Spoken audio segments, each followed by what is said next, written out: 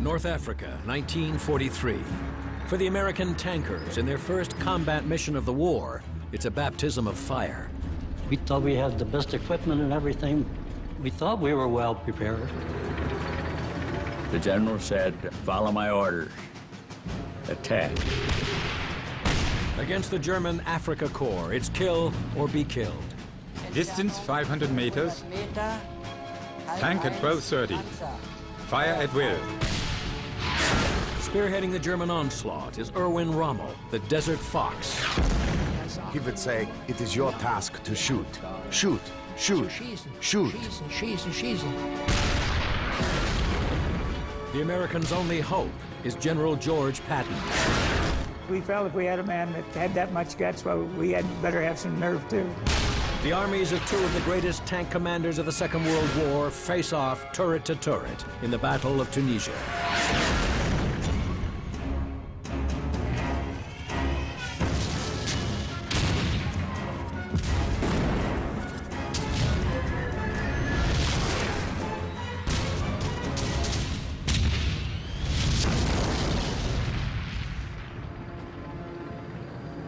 November 1942. At El Alamein, the British 8th Army deals a devastating blow to Field Marshal Erwin Rommel.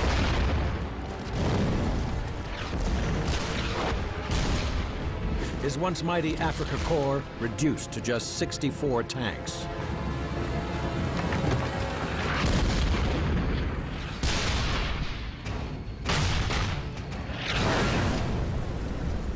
Their defeat is total, their plight desperate. The shattered remnants of Rommel's forces limp back across the desert. Pursued by the British from the east, they retreat 2,500 kilometers to Tunisia, where they face an Allied force advancing across the mountains from the west, including the fledgling U.S. 1st Armored Division. Confident and cocksure in their first combat mission of the Second World War, the Americans come armed with the latest in frontline technology, the Sherman tank.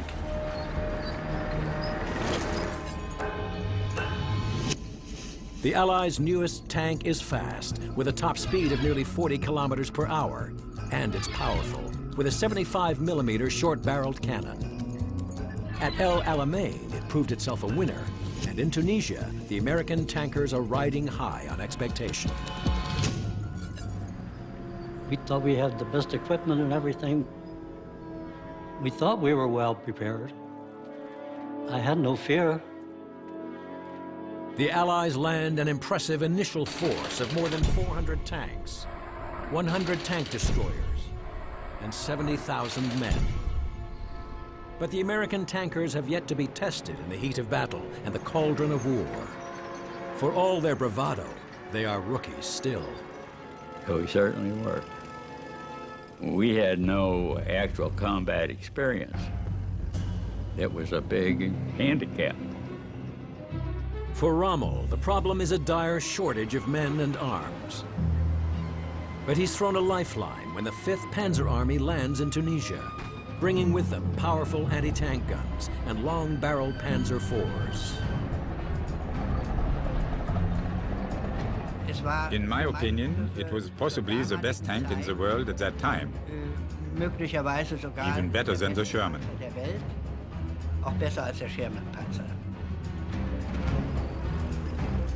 We were under the impression that we were definitely going to be superior to the Americans.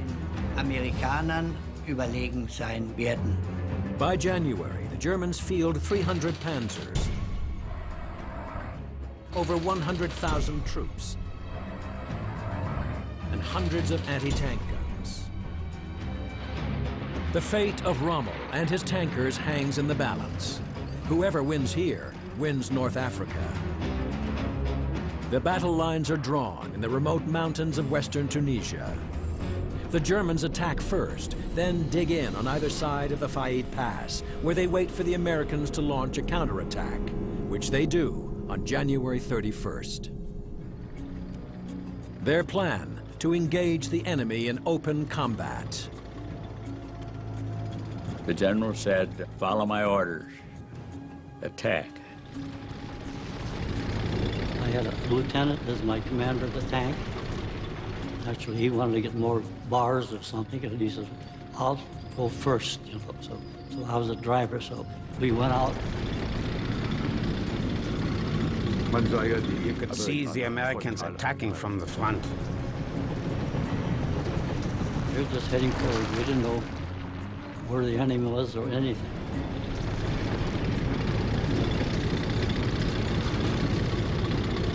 I don't want to bash the Americans, but in my opinion, they were inexperienced. In meiner Erinnerung waren sie halt unerfahren.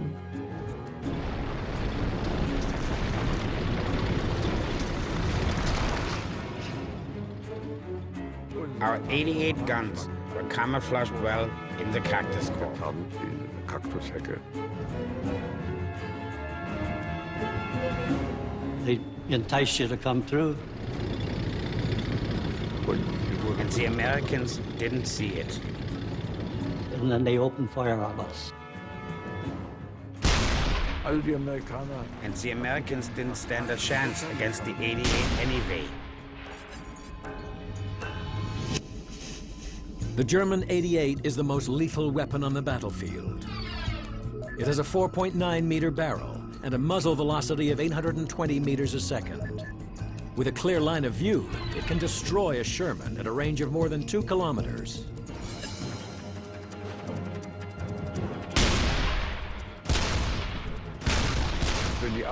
If the 88 was positioned right and camouflaged well, it was able to bring down tanks that were very far away. The only way we could outdo them is face them head on. But if they get you from the side, we were very vulnerable. Well, sometimes you didn't even know where they were coming from. You know, when shell fire hits, it's loud. Oh, it could be 10 feet away. When I looked out there, it was like I could get out there and get a baseball bat and hit those things.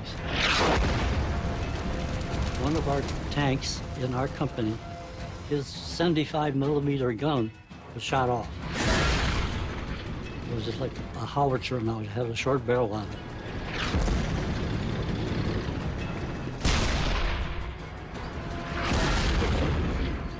One after the other was brought down by the 88.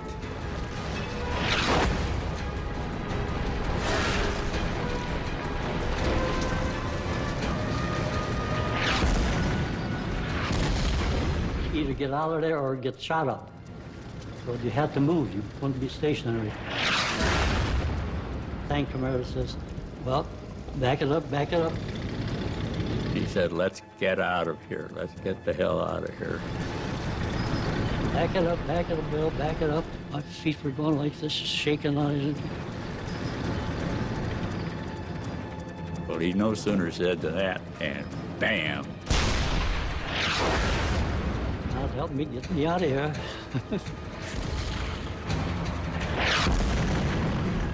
That was frightening. We brought a lot of them down, so the rest of them turned around and disappeared.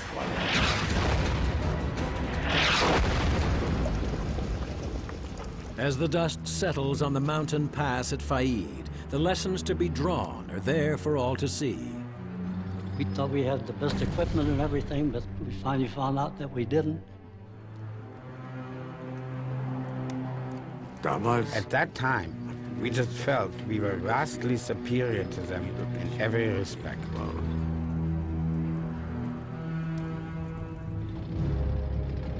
But it's a lesson that U.S. commanders refuse to learn. And just 2 weeks later, they will send their tanks down the pass once more. We just do our duty and follow orders. That, of course, was a feast for us.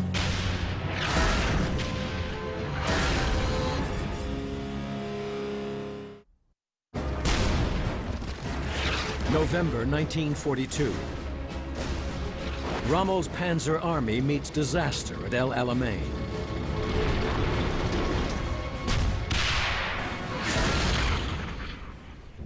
The Germans withdraw 2,500 kilometers west to Tunisia, only to be faced by an Allied force advancing across the mountains. The rookie Americans roll into an ambush at Faid Pass. The German panzers advance up the pass and take up new positions at Sidi Bouzid, where the Americans launch their Shermans in another reckless counterattack. We're aware that the odds are against us from past experience. We're aware of that. No question.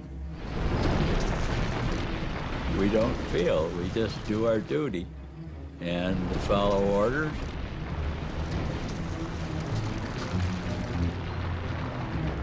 The Americans started to attack us with huge formations, like they always did. That, of course, was a feast for us. In a show of force, the Shermans attack at full throttle and with all guns blazing in a classic V formation. They charge blindly down the pass, kicking up such an immense cloud of dust they can see nothing to either side of them, including the two panzer divisions which are lying in ambush. It's a textbook cavalry charge, but it's a textbook that was written before the war, and a tactic that is hopelessly out of date against the battle-hardened panzers. They didn't know there were two German tank companies hiding.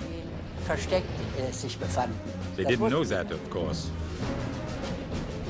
You have to say that this was their excuse.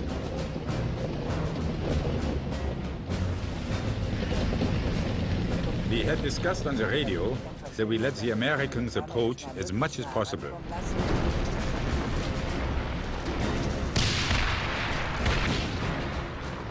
I believe the first American tank had approached at a distance of 300 meters, and then the first shot was fired. And so began the Battle of Sidi Bouzid.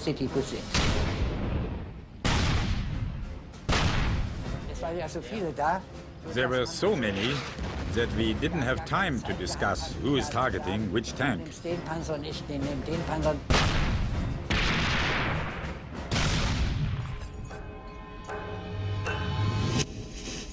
The German Panzer IV is one of the most powerful tanks on the battlefield. At a range of 2 kilometers, its 75mm long-barreled gun can punch through a Sherman's armor plating. At a fraction of that distance, it will blow a Sherman tank to pieces. It was a gun with an unbelievable speed. Our shells would go on a thing like the trajectory. Well, the Germans went right straight through.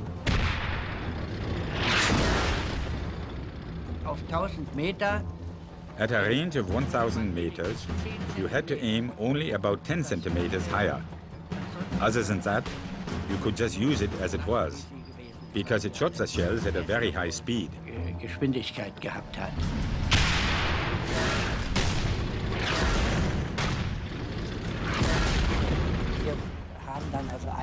We managed to destroy one American tank after the other in front of us. But of course, they fired as well. I wouldn't say it was blind firing. Some of it might have been, but the majority of it we tried to have a target in mind. I had to duck my head a couple of times, but they never hit us.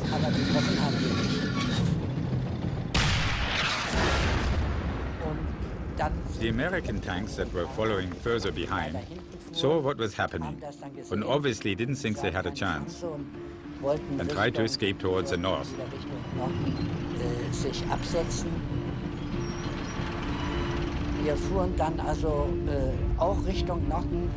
We drove north as well to cut off the retreating Americans.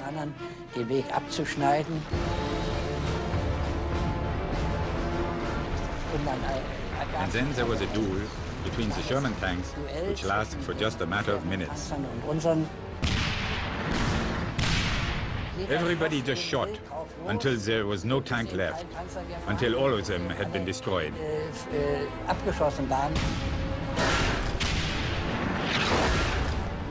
The last tank was maybe 2 kilometers away.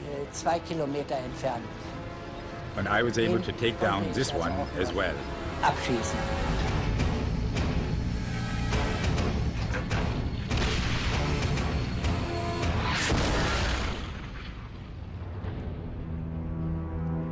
In Sidi Bouzid, ganz sicherlich, we took out at least 45 to 60 Shermans. Shermans abgeschossen worden von uns. Our casualties were 0. Aber unsere Verluste waren 0. Nicht ein einziger Panzer. The Shermans had shot not a single tank of ours. Abgeschossen. Und es war ein And it was a scary scene to see all these burning tanks in a small area. Relativ kleinen Areal.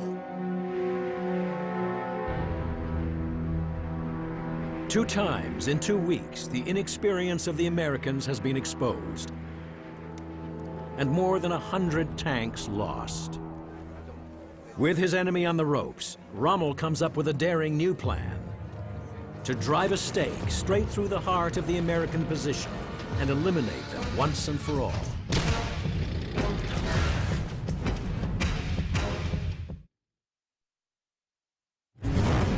Tunisia, February 1943. Tanks of the U.S. 1st Armored Division charge blindly down the pass at Sidi Bouzid. For the Americans, it's a disaster. For German Field Marshal Erwin Rommel, it's an invitation to finish them off for good. The American command appeared to be getting jittery, and they were showing the lack of decision typical of men commanding for the first time in a difficult situation. Beginners lack the nerve. I wanted to push forward with all our strength and strike on deep into the Allied rear.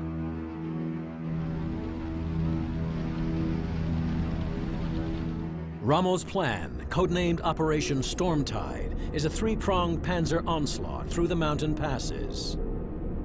And at the epicenter of the battle is a name that will become infamous in the annals of American armored warfare: Kasserine.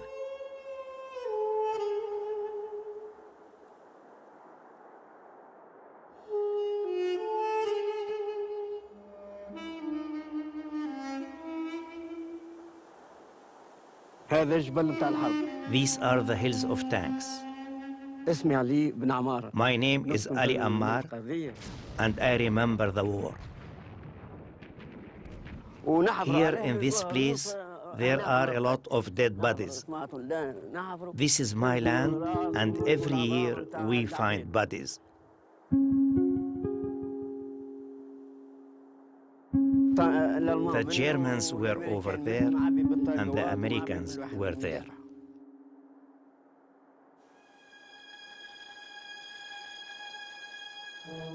This land is where the battle took place. This mountain was the most important place during the battle. February 1943. It's a battle the Americans are not prepared for.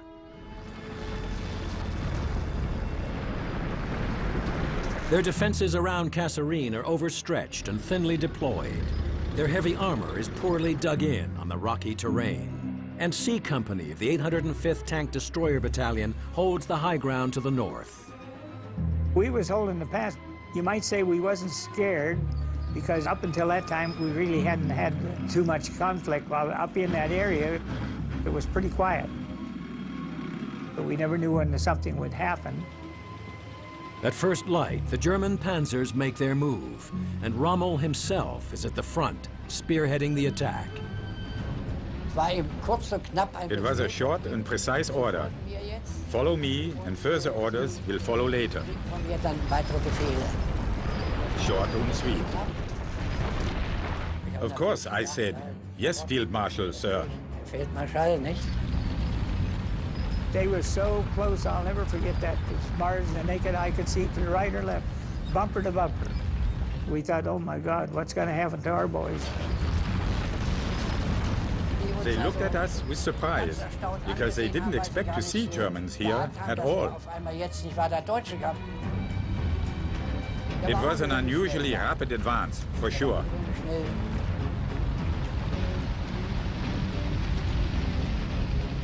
When we saw them, I'll tell you, it put the fear in you right off the bat.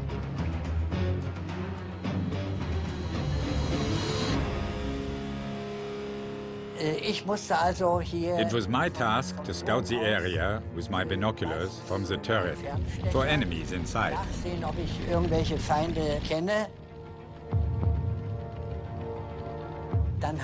Then I told my gunner, turret at 12:30. And then to my loader, load the armor-piercing shell. Range 500 meters. Tank at 12:30. Fire at will.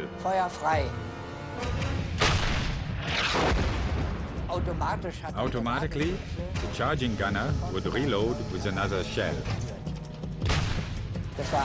This was all a matter of a couple of seconds.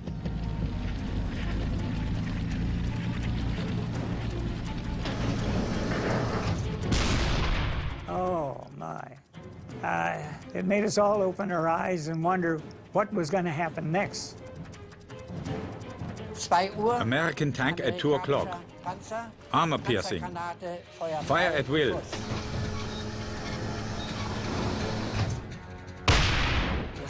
He saw a darting flame. He had hit the tank, and it was burning right away.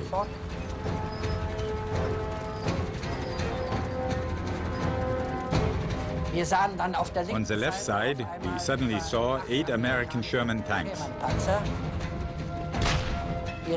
Right away, we took position.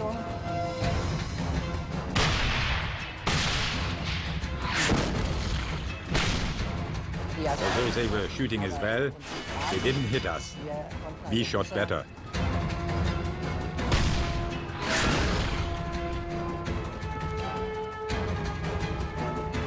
You're scared, but you're only thinking of one thing, is survival.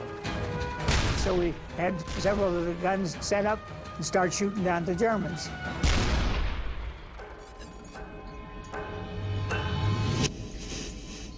The M3 half-track, equipped with a rear-mounted 75mm cannon, is designed as a tank destroyer. Lightly protected, with just 16mm of rolled face-hardened steel, its only means of defense is to attack. 75 would hit the German tanks, and it was almost like taking a match and striking it. 75 would hit their armor, and it would just ricochet right off. It couldn't penetrate. You just had to hope you're doing the right thing and doing it as fast as you can. Outgunned and outnumbered, C Company is cornered with its back to the mountain. The tank destroyers are about to become the destroyed. The enemy was real close to us. We was all wondering what to do next. All we could see is that steep mountain. We was more or less trapped.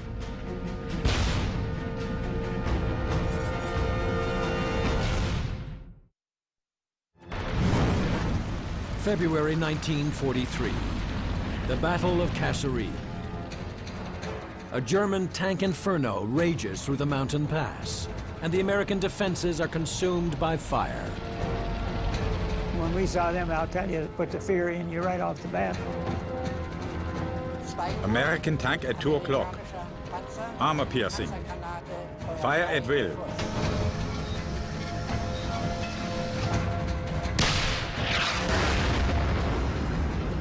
Oh, my. It made us all open our eyes and wonder what was going to happen next. C Company of the 805th U.S. Tank Destroyer Battalion is trapped, caught between the mountain and Rommel's unstoppable panzers. The enemy was real close to us. We was more or less trapped.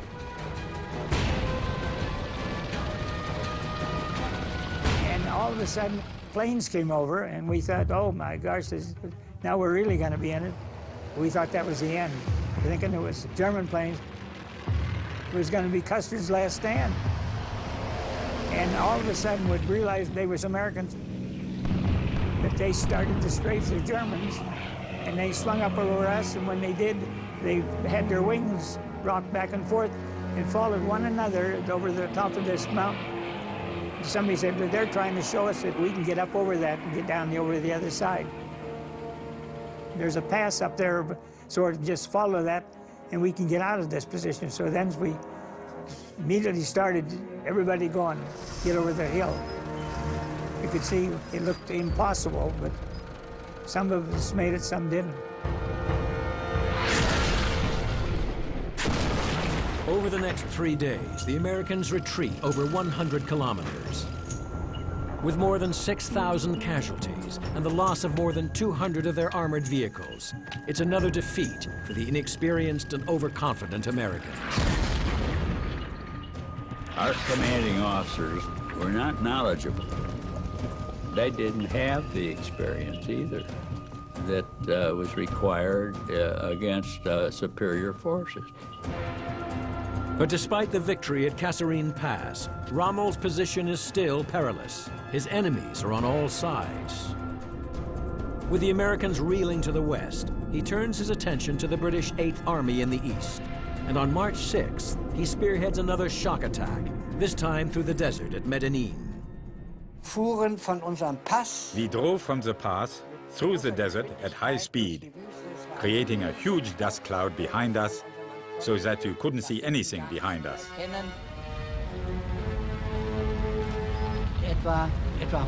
About 150 tanks were supposed to push the British 8th Army back towards the sea and destroy them. Und dort eben von uns gefangen genommen zu werden. But Rommel's luck has run out. British intelligence intercepts his orders, and 500 guns are waiting for him.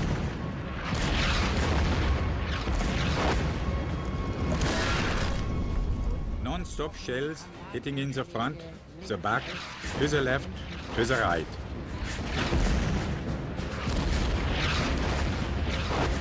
Next to me, approximately 15 meters away, there was a sergeant with his tank, and he got a direct hit in the turret.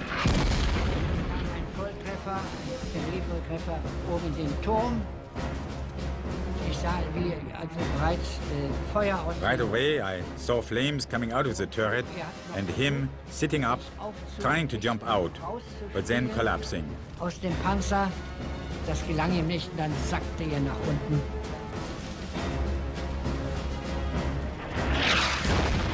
Dann war vor mir. In front of me was company commander von Schlieffen, and he got a direct hit as well. Kam also auch Volltreffer. Blinded by the sand, the German panzers are sitting ducks, unable to engage the enemy because they have no idea where the enemy is. In these 4 hours, all I could see was sand, sand, sand, spraying on all sides. Sand nach allen Seiten. You couldn't see to the left, nor right, nor front. You couldn't see anything at all. Nicht möglich.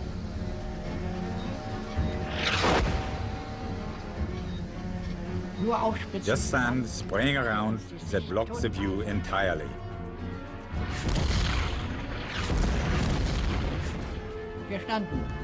We were standing there. It didn't make sense to go anywhere.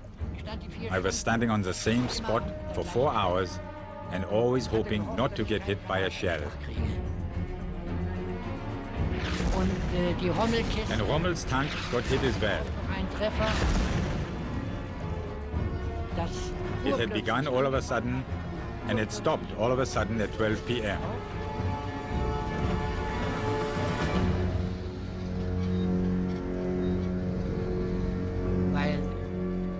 As we figured later, 55 of the 150 tanks, 1/3, had been destroyed.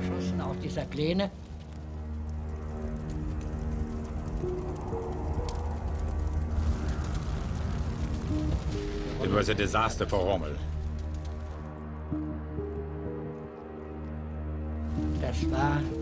This was Rommel's last battle in Africa.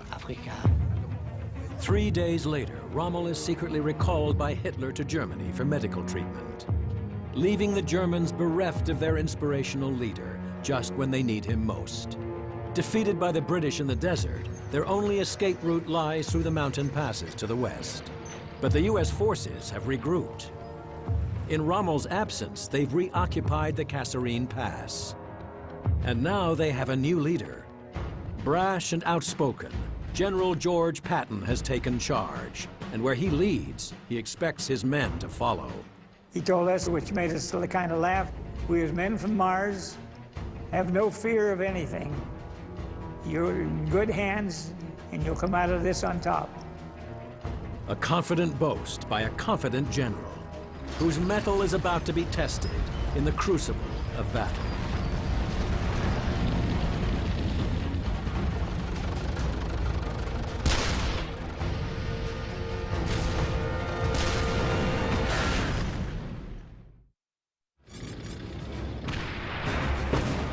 February 1943.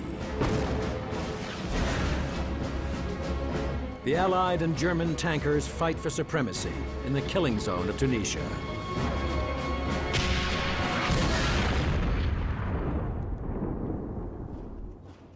Humiliated by one defeat after another, the Americans are put under the command of General George Patton. His task? Transform an army that retreats into one that will stand up and fight. Patton would be right there hollering, go get them sons of bees, you know. We felt if we had a man that had that much guts, well, we had better have some nerve too. So that gave us a lot more confidence in ourselves, knowing that he depended on us. A reinvigorated American force reoccupies the mountain passes, tightening the noose around the German panzers and blocking their escape route at El Guitar. Here, Patton draws a line in the sand, beyond which the Americans will retreat no more.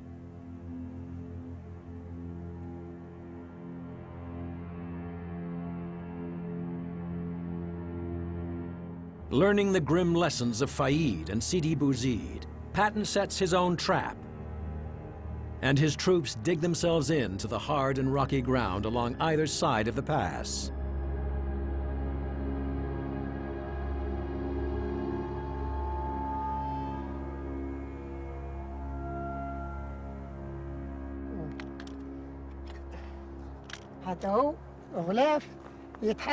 This one is a leftover from a gun.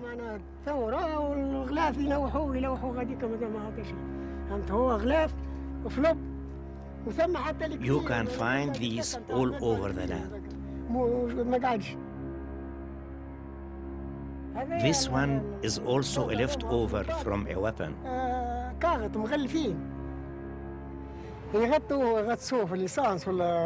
This is my land. I was 10 years old and I remember it all.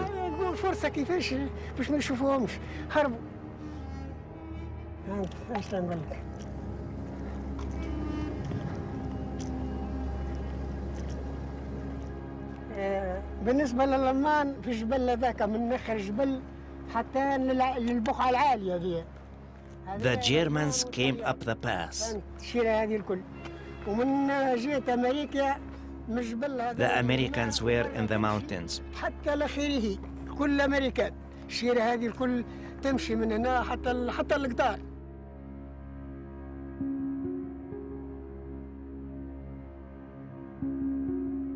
تسمع فيه حتى كيفاش يمشي. I remember the voice of the planes, the weapons. قوة كبيرة معناها حتى الوثار يتصدع.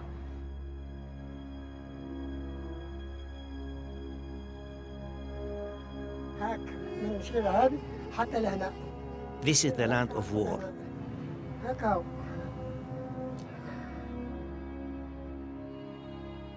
March 23rd, 1943. The Germans advance up the pass at El Guitar, and this time, Patton's tank destroyers are ready for them. We had 36 of them guarding that pass. Our recon went out and bumped into the Germans. I counted 75 German tanks coming at us across the desert. They were moving real slow. They knew we were there. They were in no hurry. They just kept coming. It looked like they were on a parade ground. It's a calculated gamble by the Germans. The Panzers are an iron fortress, moving at just 5 kilometers per hour down the middle of the pass. Their plan is to use their heavy armor like a blunt instrument to bludgeon straight past the American lines on either side. As long as we were below the top of the ridge, we couldn't shoot. So you'd pull up, shoot, and back down. Pull up, shoot, and back down. Wasn't any problem knowing where the targets were. They were out there.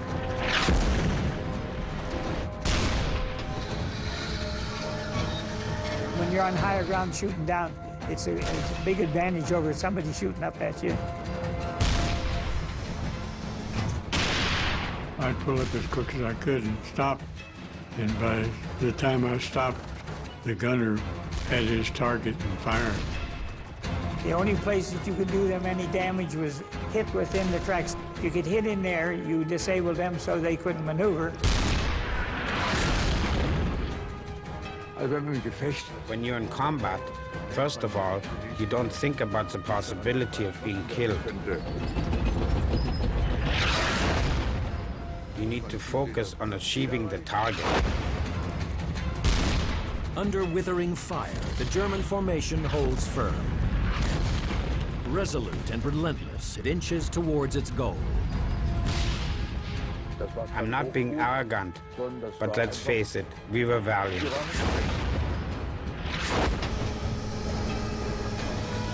We were an elite troop, weren't we?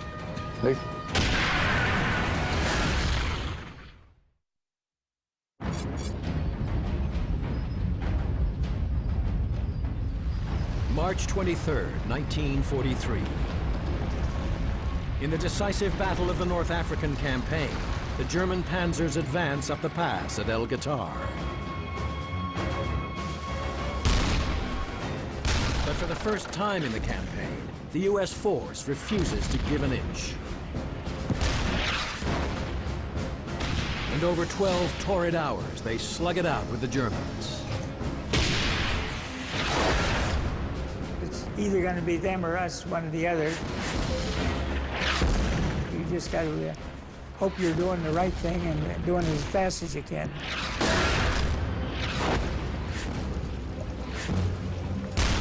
Kind of hard on the driver. He's sitting up not too far from the end of that barrel. So that's why I don't hear too well now.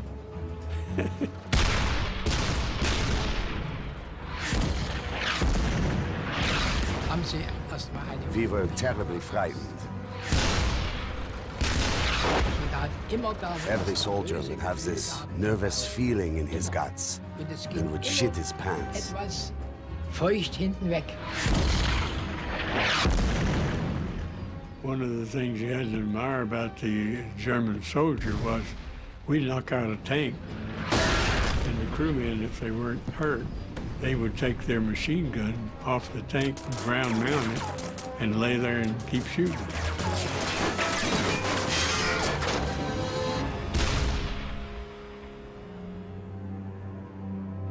Twice in the course of the day, the panzers advance up the pass.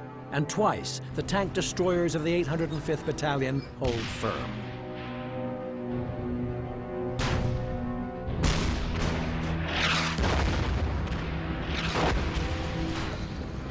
The losses on both sides are immense.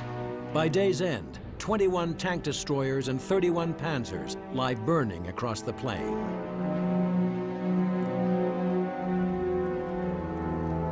But the battlefield belongs to Patton, and the exhausted Panzer Force now has nowhere left to turn. And that was the end. After we had run out of ammunition and gas, there was nothing else to do but give up. And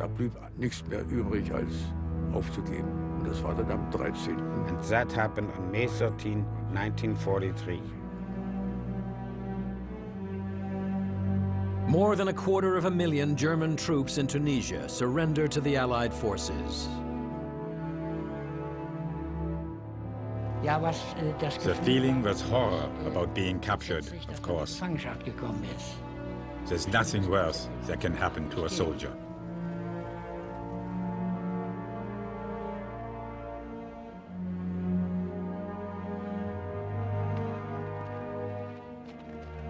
Wir sind heute Until noch today, stolz, we are still proud to have been part of the Africa Corps. in Afrika-Korps gewesen zu sein. El Guitar is the Americans' first armored victory of the war. No more will their battle-scarred tankers be seen as the Allies' weakest link. But that success has come at a price. No, I didn't think it would be a breeze. You know, actual combat is never a breeze.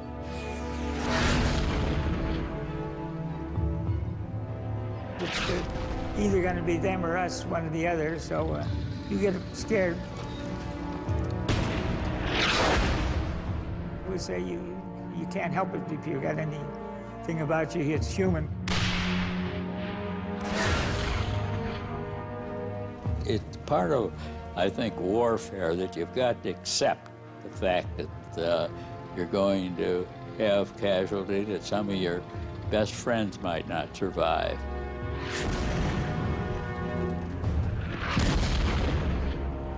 The Battle of Tunisia is the closing chapter in the story of Rommel's Africa Corps.